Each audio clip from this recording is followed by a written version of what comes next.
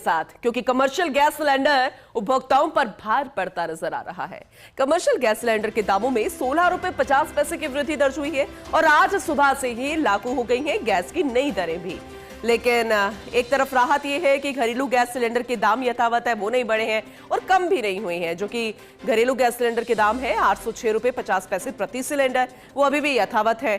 वहीं commercial cylinder की बात करें तो उसकी कीमत में 16 रुपए 50 पैसे की वृद्धि दर्ज हुई है। राजधानी जयपुर में कमर्शियल गैस सिलेंडर अब 1846 रुपए का हो गया है।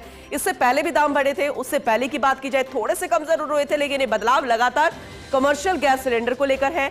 एलपीजी डिस्ट्रीब्यूटर फेडरेशन के अध्यक्ष दीपक गहलोत ने इस पूरे मामले की जानकारी दी है। एसोसिएट डायरेक्टर निर्मल तिवारी हमारे साथ जुड़ चुके हैं, ज्यादा जानकारी उनसे लेंगे। निर्मल जी, सुप्रभात। और ये जो बदलाव कमर्शियल गैस सिलेंडर में एक बार फिर से हुआ है, क्या इसकी जरूरत थी, रूटीन प्रक्रिया है या फिर कोई और वजह, जरा विस्तार से बताइएगा।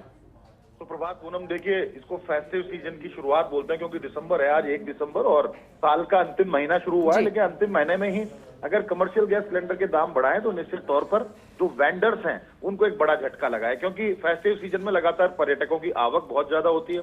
होटल रेस्टोरेंट्स पूरी तरह से लगभग पूरी तरह से बुक रहते हैं। ऐसे में जो उपभोक्ता है उनको निश्चित तौर पर उनको भी उनकी जेब पर भी इसका भार पड़ेगा। देखिए हालांकि बहुत ज्यादा वृद्धि नहीं हो, 16 रुपए 50 पैसे बढ़ाए गए, लेकिन पिछले महीने आपको याद होगा 62 रुपए बढ़ाए गए थे, उससे पहले 36 रुपए, उससे पहले 12 रुपए की वृद्धि हुई थी। यानी कि कमर्शियल गैस सिलेंडर के दामों में लगातार वृद्धि हो रही है और अब ये वापस से एक बार 2000 के आसपास पहुंचने की स्थिति बन गई है। एक बार 2100 रुपए तक पहुंच गया था। अब फिलहाल इसके 16 रुपए 50 पैसे दाम बढ़ने के बाद इसकी कीमत हो गई 1846 रुपए। यानी इसका भार उन छोटे जो फड़ी ठेले लगाने वाले हैं, जो वेंडर्स होते हैं, कुछ होटलियर्स हैं, रेस्टोरेंट है, उन पे सब पे पड़ेगा।